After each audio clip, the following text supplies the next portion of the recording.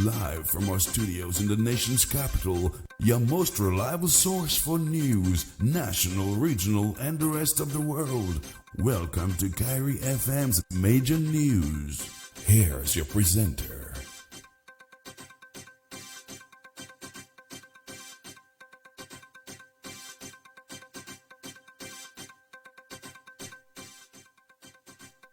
Good evening, I am Steve Vidal. In the headlines, Prime Minister Roosevelt's Kairi denies any false declaration in nomination of Dr. Vince Henderson.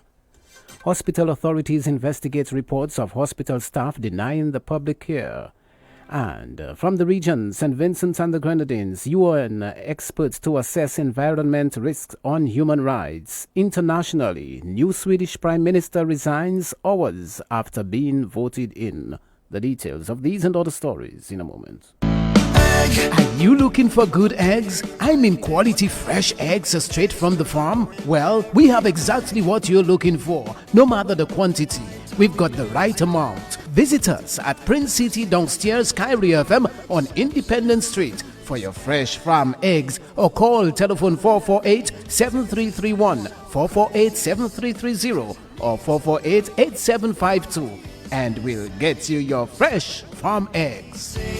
I'm not exaggerating, boiling with excitement.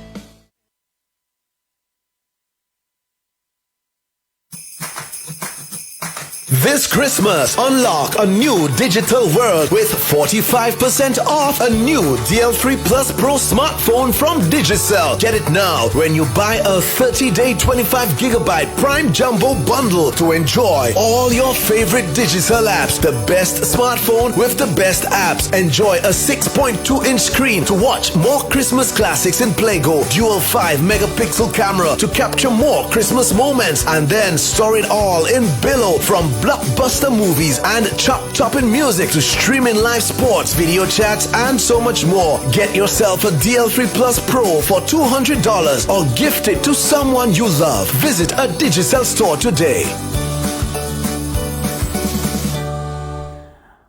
Welcome back and good evening, and welcome to our listeners tuned in via Variety Radio in Antigua Barbuda and Flow Television, Channel 119 in St. Lucia.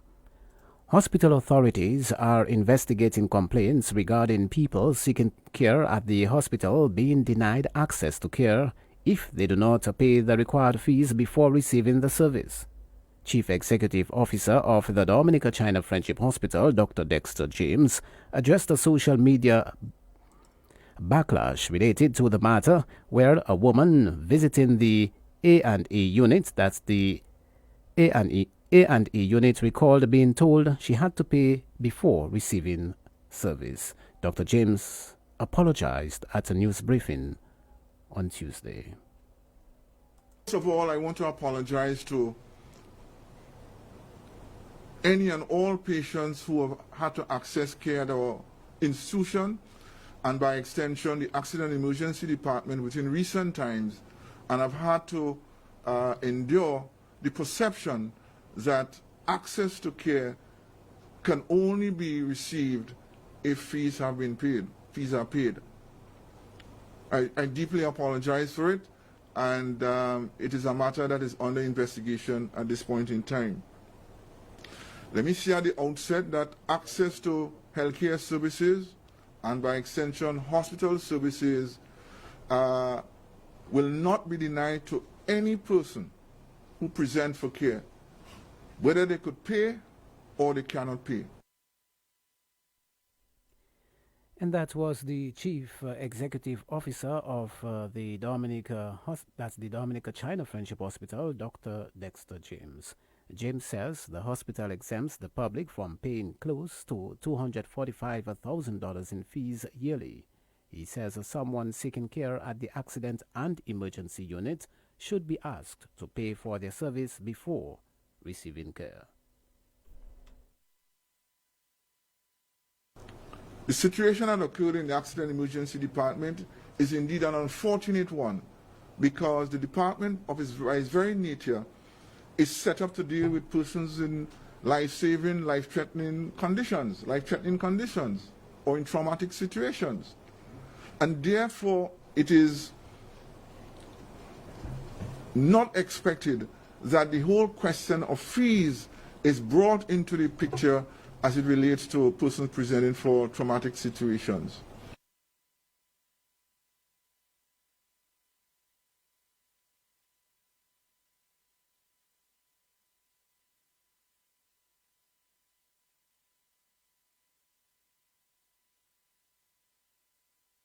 And we apologize for not being able to bring you those inserts. We will, of course, make every attempt to bring you those two inserts in a subsequent newscast or a little later this evening when we resort to that particular story. The Climate Resilience Execution Agency for Dominica, CREED, has piloted a flexible hurricane protection product designed for households, small businesses, and farms. Chief Executive Officer of CREED, Ambassador Francine Barron, says the parametric insurance product is only available to governments to make available to individuals at a micro level.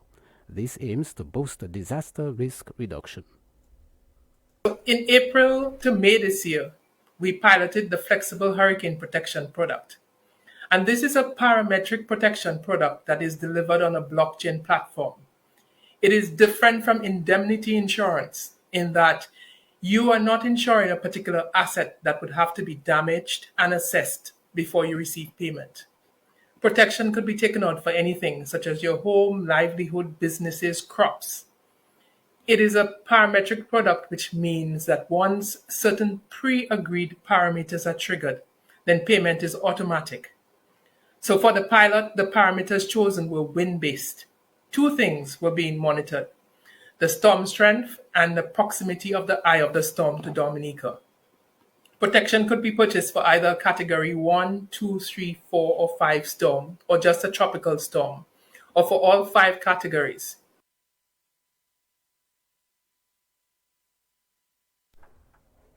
Ambassador Barron says the benefits of this type of insurance product is its flexibility when compared to others available on the market. It was flexible in that you could choose the level of protection you wanted. There was a wide range of coverage options, and you could choose how much you wanted to spend, and payouts could be used for anything. So for example, if I purchased protection from a Category 1 storm, and it passed within the agreed distance of Dominica, I would not have to file a claim. I would simply receive a notification that the parameter had been triggered, and within 15 days, the money would be in my bank account for me to use. So I would not have to prove that I suffered any damage whatsoever. So the benefits of this product includes certainty of payout. So the payout is predetermined based on the policy option that you select. So there's no need for an assessor to come and look at the property, see what damage was caused, and ultimately tell you that you were underinsured and pay you a fraction of what you thought you were insured for.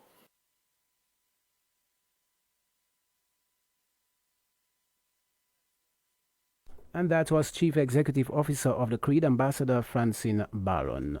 Funds for underwriting was provided by the Disaster Reduction Fund, and this risk product was developed by a UK firm. The Dominica Cooperative Societies League is responsible for offering the policy. And once again, our apologies back to that hospital story where we can tell you hospital authorities are investigating complaints regarding people seeking care at the hospital being denied access to care if they do not pay the required fees before receiving the service. CEO of the Dominica China Friendship Hospital, Dr. Dexter James, addressed a social media backlash related to the matter where a woman visiting the accident and emergency unit recalled being told she had to pay before receiving a service. Dr. James apologized at a press briefing on Tuesday. First of all, I want to apologize to any and all patients who have had to access care at our institution, and by extension the accident emergency department within recent times, and have had to endure the perception that access to care can only be received if fees are paid. I deeply apologize for it, and it is a matter that is under investigation at this point in time.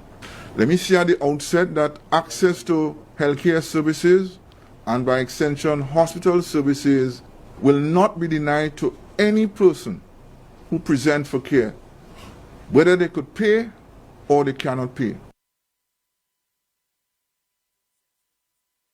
James says the hospital exempts the public from paying close to 245,000 East Caribbean dollars in fees yearly. He says someone seeking care at the accident and emergency unit should be asked to pay for their service before receiving care.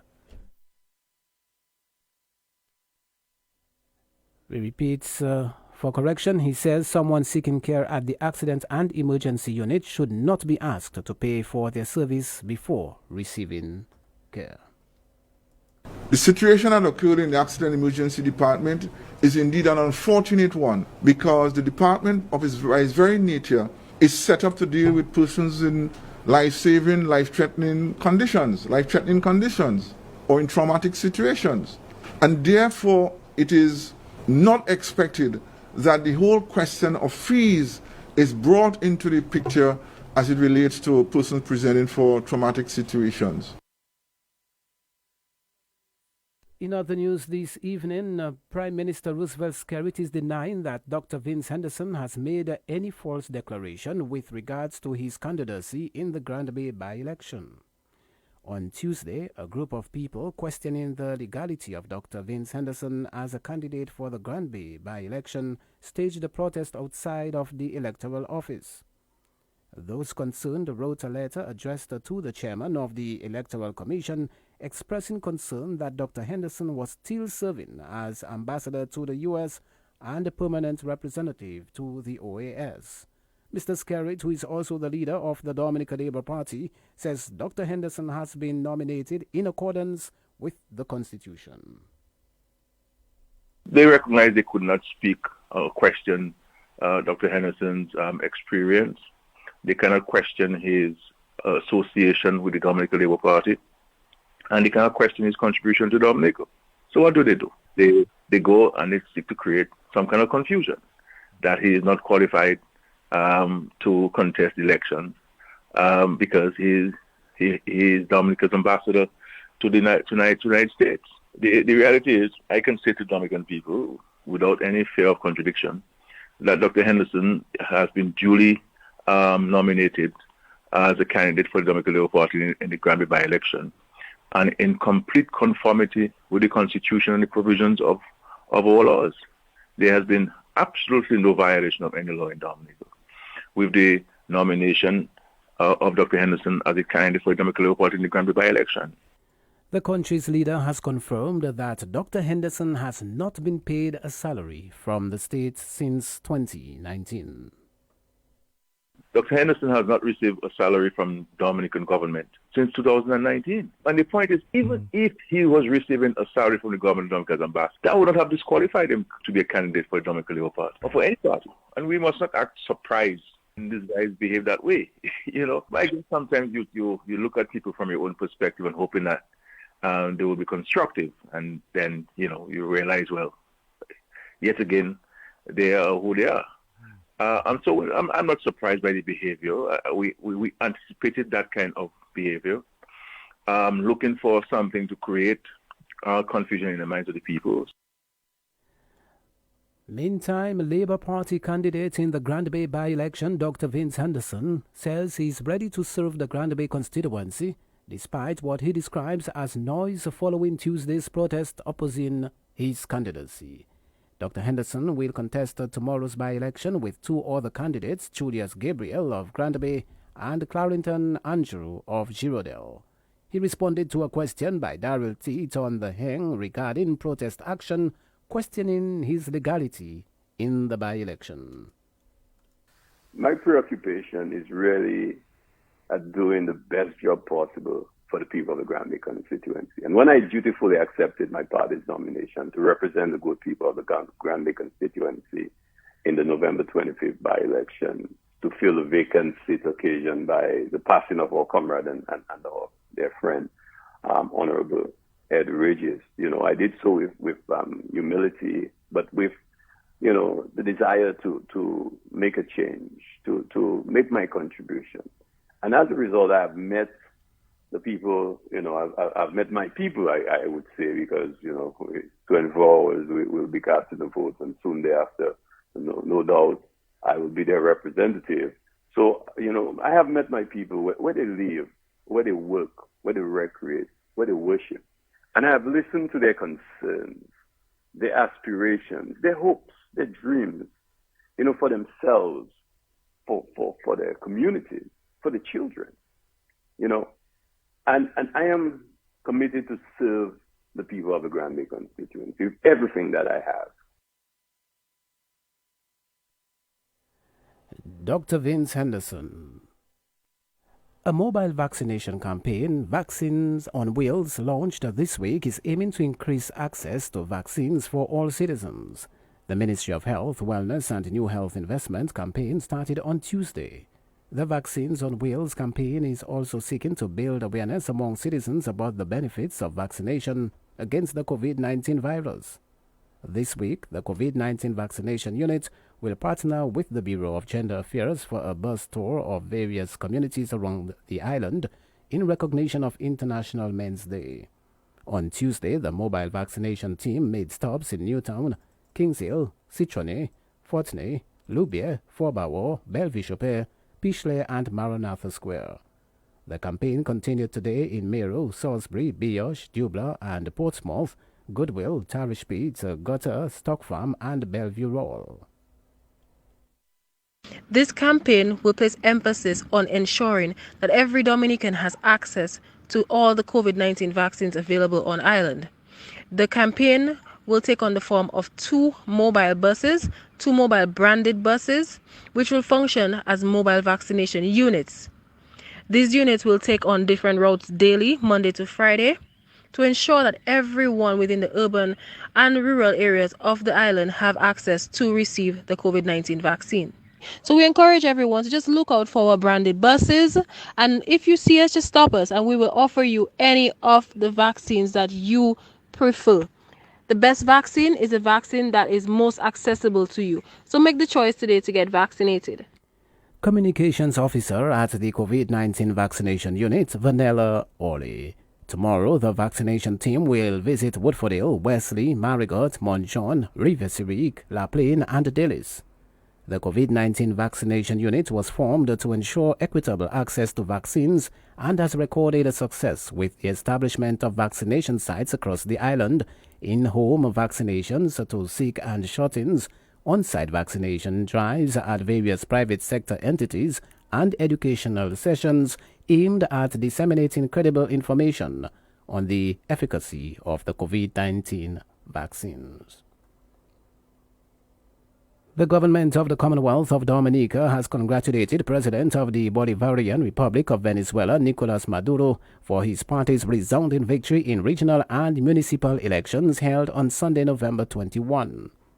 Prime Minister Roosevelt Skerrit of Dominica, in a statement, commended the ruling and opposition parties and the people of Venezuela for the peaceful conduct of the elections and adhering to democratic processes. From all reports, the elections were free and fair. Mr. Skerrit noted that it is his government's hope that the government and opposition of Venezuela will suspend political ill will and work together to address the economic, political, and social issues currently facing the people of Venezuela.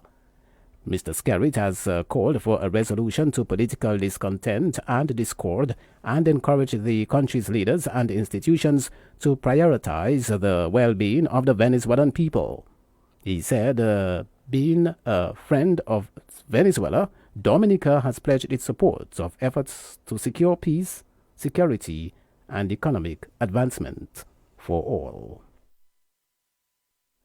The UN Special Rapporteur on Human Rights and the Environment, David Boyd, will visit St. Vincent and the Grenadines to access and assess the efforts of climate change on the small island state. The visit takes place from November 25 to December 2nd.